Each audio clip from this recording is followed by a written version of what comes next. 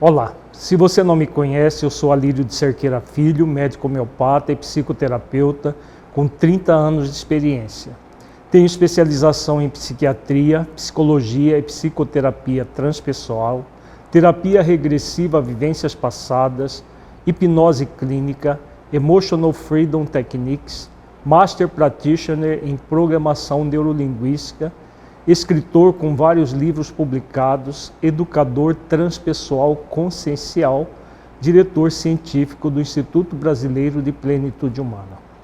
Nesta série de vídeos da Semana do Relacionamento Saudável, eu vou lhe ensinar um método que tenho desenvolvido nos últimos 26 anos de como desenvolver relacionamentos saudáveis, que utiliza um novo ramo da psicologia, denominada psicologia consciencial, recursos de inteligência emocional e programação neurolinguística. Agora eu gostaria que você imaginasse que consegue ter relacionamentos cada vez mais amistosos e saudáveis, seja no seu ambiente de trabalho, na sua família e principalmente com você mesma ou com você mesmo. Parece até difícil de acreditar, ao invés de ter relacionamentos conflituosos, com colegas de trabalho, com seu cônjuge, seus filhos, irmãos, pais, dificuldades de autoaceitação e autoamor, você conseguir sentir cada vez mais harmonia nos seus relacionamentos para trabalhar e viver a sua vida em paz consigo mesma ou consigo mesmo e com as pessoas com quem se relaciona. Eu sei que isso parece muito bom para ser verdade, mas sei que é possível sim desenvolver um relacionamento cada vez mais harmonioso, utilizando o método correto e as técnicas precisas para desenvolver qualidades fundamentais para um bom relacionamento interpessoal. Já orientei centenas de pessoas a melhorar os seus relacionamentos consigo mesma e com as demais, nas centenas de cursos que ministrei ao longo de minha carreira. Se eu não tivesse visto isso acontecer com centenas de alunos, eu também ficaria com o pé atrás, ficaria receoso, acreditando que isso não é possível. Veja alguns depoimentos dos alunos do Instituto Brasileiro de Plenitude Humana. Aqui eu aprendi a me amar. Aqui eu aprendi a mergulhar sem receio em quem eu sou, naquilo, no potencial que eu tenho, e aprender a olhar para as dificuldades e os limites que eu ainda tenho, as janelas fechadas, que ainda estão fechadas, de uma forma que foi proporcionando leveza na minha vida, um prazer, uma alegria íntima, uma alegria existencial, que com as ferramentas do curso, com a forma lógica, eu tenho um lado racional muito forte, que me ajuda a entender as causas, me ajuda a entender os processos do que ocorre conosco, como seres que somos, e nessa forma lógica, sempre vem um entendimento profundo que eu chamo o momento do entendimento emocional.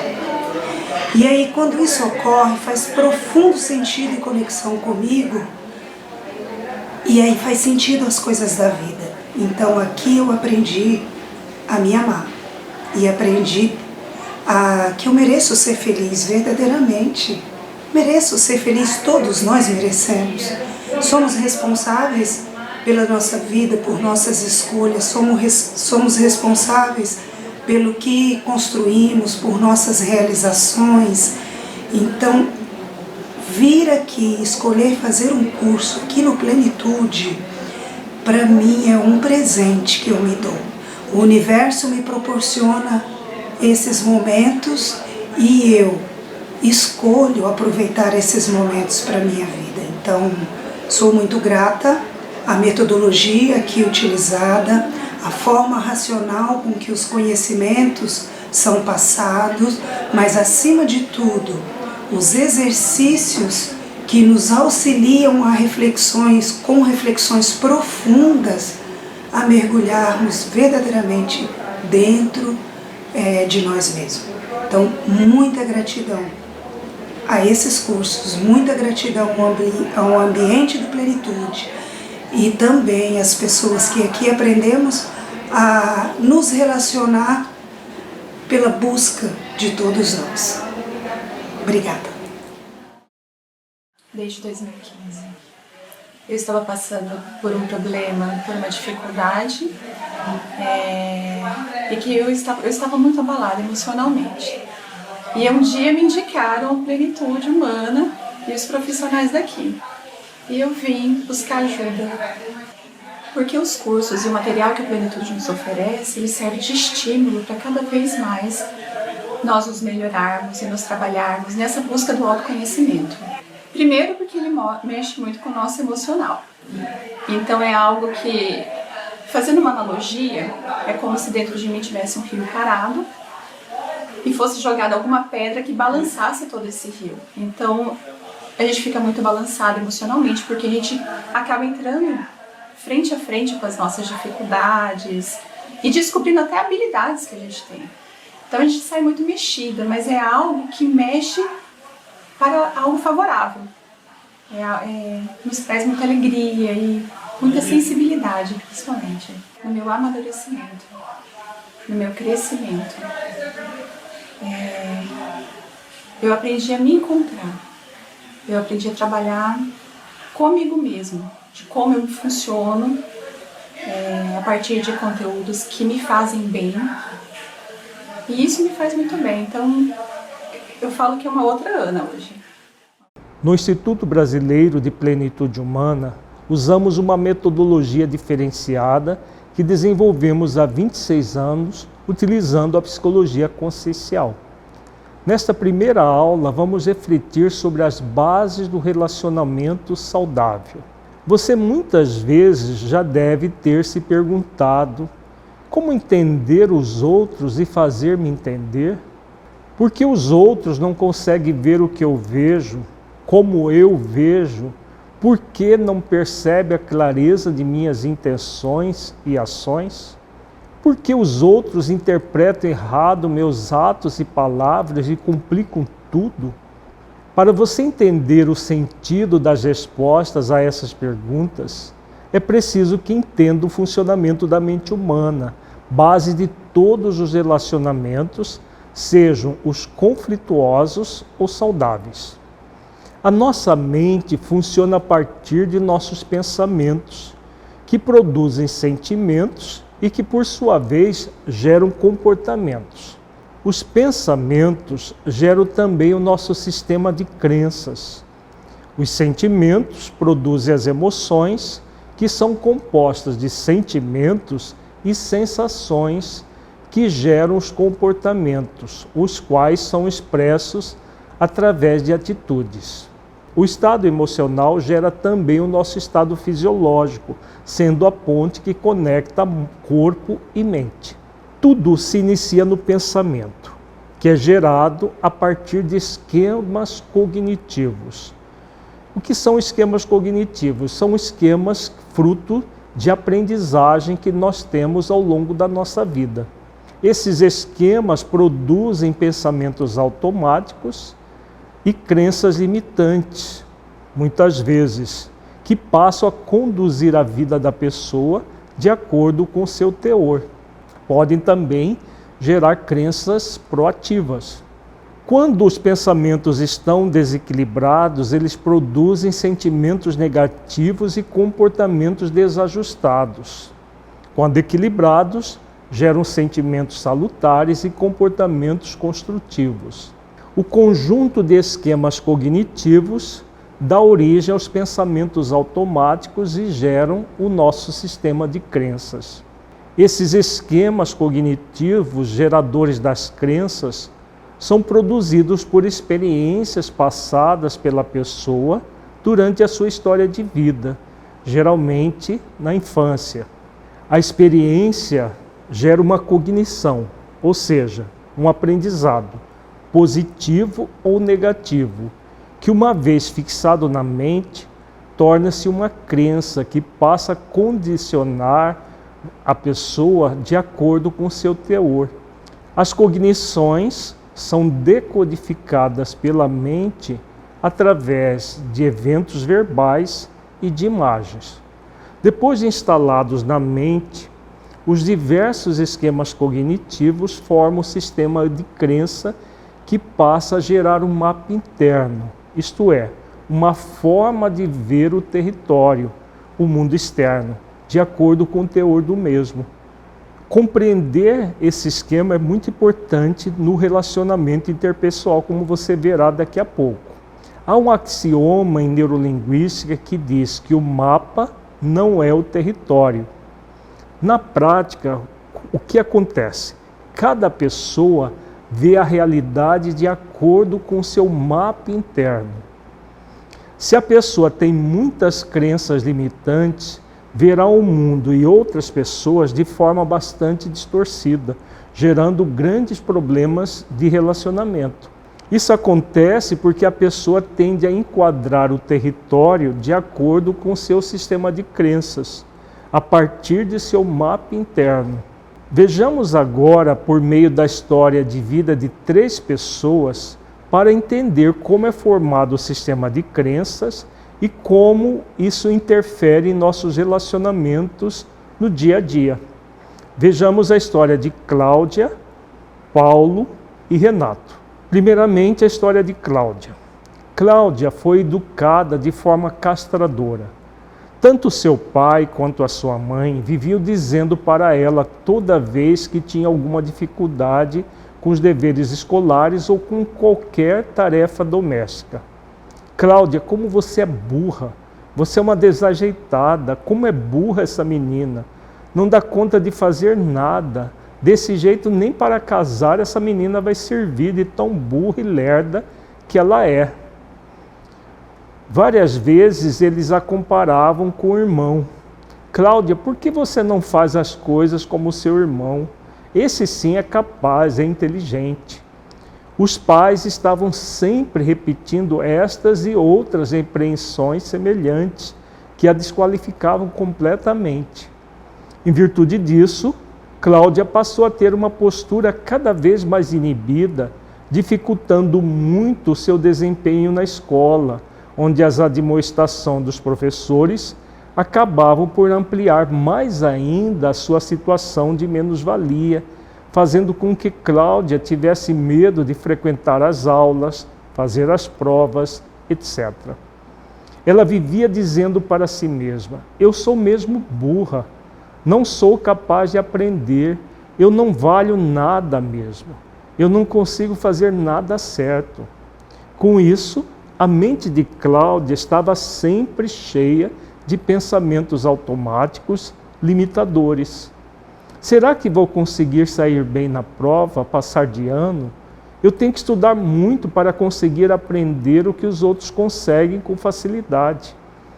Associado a esses pensamentos, Cláudia imagina-se não conseguindo resolver as questões durante a prova, recebendo 0 do professor, etc. É claro que, devido a esses tipos de pensamentos e imagens mentais, Cláudia vivia em estado de tensão, de ansiedade e muita insegurança. Em casa estava sempre arredia, com medo de fazer qualquer tarefa doméstica e ser repreendida pela mãe. Dizia para a mãe que não era capaz de fazer nada direito. Vivia repetindo para si mesma e para os outros: eu não consigo fazer nada direito, eu sou uma pessoa imprestável, sou incapaz. Na escola, devido à sua dificuldade em aprender, muitas vezes foi chamada de burra, de imbecil, de parva pelos professores, que a colocavam várias vezes de castigo por não conseguir fazer os deveres de forma efetiva. Cláudia passou toda a sua infância e adolescência ouvindo as mesmas repreensões, tornando-se uma pessoa com uma baixíssima autoestima, tímida, insegura, com um complexo de inferioridade muito grande. Na maioria das vezes, sentia-se incapaz de mudar qualquer situação difícil que se apresentava, achando-se vítima do mundo e das circunstâncias. Hoje, já adulta, muitas vezes tenta reagir a esse estado e diz para si mesma: isso não pode ser assim, eu não sou burra, eu não sou incapaz, eu preciso sair dessa, eu tenho que mostrar que sou capaz. Com isso, ela se imagina realizando o que deseja, mas tem dificuldade de fixar essas imagens, porque as outras são muito mais fortes. Com isso, torna-se exigente consigo mesma, buscando provar para si mesma e para os outros que é capaz, que consegue realizar as coisas, mas no primeiro resultado negativo, volta novamente à posição de vítima, dizendo para si mesma que não tem jeito mesmo, que ela não é capaz de fazer nada certo, que ela tem mais é que se conformar com isso. Outro hábito que Cláudia tem é o de lembrar-se das dificuldades que teve no passado, remoendo os seus erros, revoltando-se com a educação recebida dos seus pais e professores. Com tal atitude, ela projeta um futuro de forma extremamente pessimista, achando que a sua vida não tem solução e que só lhe resta esperar por um futuro medíocre. Está sempre na defensiva, achando que todo mundo está contra ela. Acha que a qualquer momento vai ser vítima de alguém que vai fazê-la sofrer. Agora vejamos a história de Paulo. Paulo foi educado por um pai extremamente perfeccionista e por uma mãe superprotetora. O pai vivia dizendo para ele a maneira de se comportar, o que ele podia ou não podia fazer. As orientações mais comuns que Paulo recebia do pai em sua infância eram: Paulo, você tem que fazer tudo para ser o melhor. Nunca deve ficar por baixo. Se alguém fizer alguma coisa para você, dê um troco imediatamente. O dia que chegar em casa machucado, vai apanhar de novo. A mãe vivia elogiando o seu comportamento, dizendo para ele que era o melhor filho do mundo. Comparava-o com seu irmão mais novo, dizendo que ele era mais inteligente e mais capaz. Na escola em que estudou, cuja pedagogia estimulava a competição entre os alunos, a postura perfeccionista de Paulo era extremamente valorizada, pois o fazia um aluno que não suportava tirar notas menores que 9, fato que era estimulado pelos professores. Em virtude disso, Paulo passou a se superestimar, chegando à arrogância, achava-se o máximo, superior às demais pessoas. Passou a ter uma postura perfeccionista como pai, não admitia a possibilidade de errar nem para si mesmo, quanto mais para as demais pessoas. Vivia dizendo para si mesmo: eu tenho que fazer tudo certo, jamais devo deixar alguém me passar para trás, sem dar o troco. A vida é dos espertos, eu sou o melhor e mais capaz que os outros. Juntamente com esses padrões verbais, imaginava-se sendo aplaudido, elogiado, bajulado, etc. Passou a infância e a adolescência tendo o mesmo movimento psicológico. Hoje, já adulto, Paulo leva o perfeccionismo ao extremo. Não admite falhas em hipótese alguma. Por isso está sempre tenso e ansioso, preocupado com o que pode acontecer de errado. Quando alguém falha, ele culpa violentamente a pessoa pelo seu erro. Quando é ele que erra, entra uma ansiedade e angústia enorme, culpando-se e punindo-se pelo erro.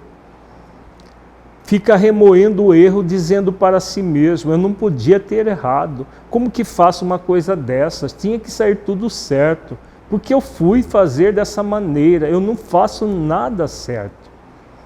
Cria imagens mentais nas quais ele está sendo punido, ridicularizado por causa do erro. Quando alguém erra e esse erro repercute nas atividades dele, ele fica muito agressivo com a outra pessoa, culpando-a e punindo-a da forma que ele acha mais conveniente. Vive sempre ansioso em relação ao futuro, com medo de errar, principalmente se em relação àquela atividade ele já cometeu algum erro no passado.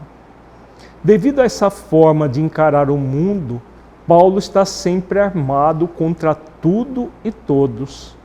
Diz que quem não é agressivo fica por baixo dos outros e sofre muito. Por isso deve atacar primeiro para não ser atacado. Agora vejamos a história de Renato. Renato teve uma educação completamente diferente dos dois personagens anteriores. Os seus pais, apesar de terem as suas limitações, privavam por uma educação bastante positiva para Renato. Estavam sempre estimulando o filho a superar as suas limitações. Orientavam-no quando tinha algum problema na escola, dizendo sempre a ele o seguinte: filho, você tem dificuldades na escola, muita gente tem problemas como você, mas você consegue superar os problemas se fizer um esforço para isso. Quando o problema era com alguma tarefa doméstica, diziam: você é capaz, se não consegue fazer de um jeito, busque fazer de outro. Esforce-se que você consegue superar a dificuldade. Renato, em virtude disso, passou a se responsabilizar pelas suas ações, tendo uma postura proativa frente à vida. Diante de uma dificuldade, sempre buscava a melhor solução para o problema. Na infância e na adolescência, teve dificuldades como todo mundo, mas sempre pensava: estou com dificuldades para resolver este problema, mas sei que posso resolvê-lo. Eu sou capaz, eu consigo superar qualquer problema se me esforçar para isso. Imaginava-se resolvendo o problema, superando as dificuldades. Hoje, já adulto, o Renato é uma pessoa bastante proativa. Busca sempre refletir sobre os seus erros, analisando as suas ações passadas para aprender com elas. Com isso, é uma pessoa bastante ponderada e otimista em relação ao futuro, pois examina as coisas de forma madura e responsável. Os nossos 3 amigos são colegas de trabalho. Trabalham numa mesma seção de uma empresa prestadora de serviços. Um dia estavam realizando as suas tarefas quando chegou um cliente com muita raiva e, sem mais nem menos, começou a destratar todos os que estavam presentes na sala, dizendo que eles eram irresponsáveis, usando palavras de baixo calão. Cláudia imediatamente começou a chorar, dizendo para si mesma: como que alguém pode ser tão bruto assim? Insultar as pessoas sem ao menos dizer por quê, sem saber quem era o culpado. Eu não tenho nada a ver com o problema do atendimento dele. Como ele faz isso comigo? Paulo sentiu o sangue ferver. Imediatamente reagiu xingando o cliente, querendo partir para a briga. Só não deu uma surra no cliente porque foi impedido pelos colegas. Ficou bufando de raiva, dizendo para si mesmo: eu tinha que dar uns safanões nesse cara para ele aprender, nem que eu perdesse o emprego. Vem dar uma de bacana para cima de mim. Renato sentiu o impacto na hora que o cliente começou a xingar. Sentiu raiva, mas passou a refletir que aquele homem estava com uma dificuldade e que o problema não era com ele, e sim com o atendimento ruim que tinham lhe prestado.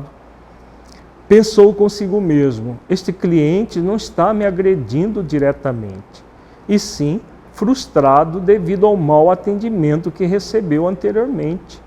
Eu posso ser um instrumento para que esse mau atendimento cesse. Por isso, continuou sereno, aproximou-se do cliente para ver se ele poderia fazer alguma coisa para sanar o problema. E assim foi feito. Percebamos que Cláudia, nossa personagem, tomou uma atitude passiva diante do fato, colocando-se como lhe era habitual, em estado de vítima. O cliente estava contra ela e ela não merecia aquilo.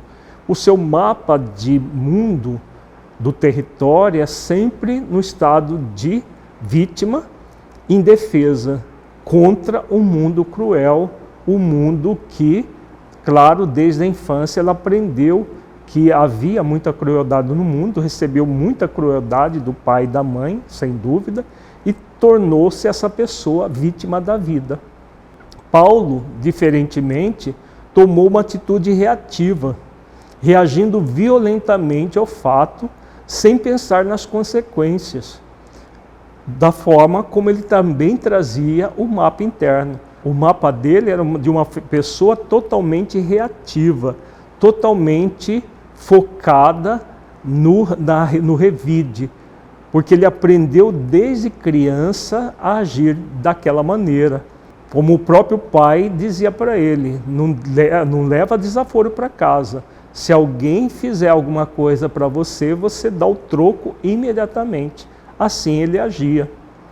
Renato, como ele aprendeu desde criança, trazia os esquemas cognitivos relacionados à proatividade, a uma boa educação, percebendo o problema de uma forma mais ampla, buscou simplesmente solucioná-lo, focando na solução do problema do cliente e não ampliando o problema como os seus colegas estavam fazendo. Vejamos que tanto as pessoas que agem passivamente quanto as que agem de forma reativa diante de uma determinada circunstância veem o mundo de forma hostil devido ao mapa distorcido pelas crenças limitantes que trazem em si. Já as que agem proativamente têm um mapa mais próximo da realidade do território e por isso tendem a ser mais equilibrados. Essa forma de percepção que fez com que os nossos 3 amigos tomassem uma atitude completamente diferente um dos outros foi ocasionada pelo sistema de crenças de cada um.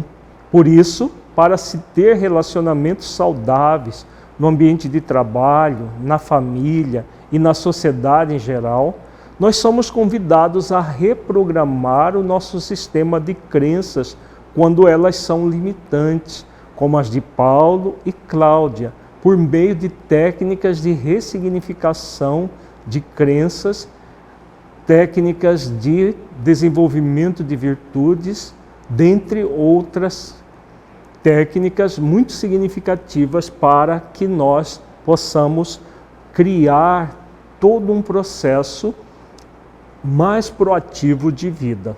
Estou notando que esta videoaula está ficando grande demais, mas vou oferecer mais conteúdos para você refletir sobre como tornar os relacionamentos saudáveis na próxima videoaula, que estará disponível na próxima quarta-feira. Gostaria de agradecer a você por ter assistido a nossa aula. Por favor, gostaria imensamente que você deixasse o seu comentário me dizendo o que achou do que viu até agora, ou faça alguma pergunta sobre algum ponto que não entendeu. Esse favor que você nos faz ajuda-nos muito a preparar conteúdos específicos para atender às suas dúvidas e a melhorar a forma didática como temos apresentado o nosso trabalho. Eu e a minha equipe agradecemos de todo o coração a sua presença conosco. Muita paz e até a nossa próxima aula, que trabalharemos o tema o relacionamento na vida profissional. Até lá!